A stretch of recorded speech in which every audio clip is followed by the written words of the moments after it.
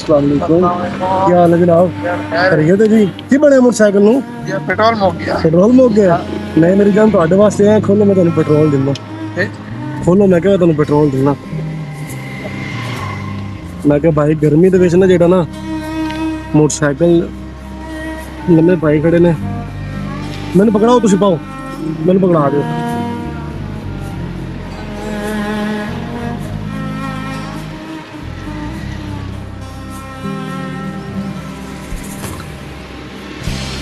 ਕਿੱਥੋਂ ਆਏ ਹੋ? हाँ यार कोई अड्डे से जाना है। ਖੂਹੀ ਅੱਡੇ ਤੇ ਜਾਣਾ ਹੈ? ਤੇ ਖੂਹੀ ਅੱਡੇ ਤੋਂ ਤਾਂ ਪਰਲਾ ਗੁਜਰਾ ਰੋਡ ਲੱਗ ਰਿਹਾ। यार ब्याह करो। ਅੱਛਾ ਅੱਛਾ एक दिन सारा आके मैं बड़ी परेशानी बन गई। ਚਲੋ ਹੋਰ ਕੋਈ ਸਾਡੇ ਲੈ ਕੇ ਤੋਂ मेहरबानी साहब। ਬਿਲਾ ਤੇ ਕਰ ਲਓ। ਠੀਕ ਹੈ ਜੀ, ਖੈਰ ਨਾਲ ਜਾਓ, ਮਾਰੋ ਨੂੰ ਕਰੋ ਸਟਾਰਟ ਜ਼ਰਾ, ਇੱਕ ਮਾਰੋ।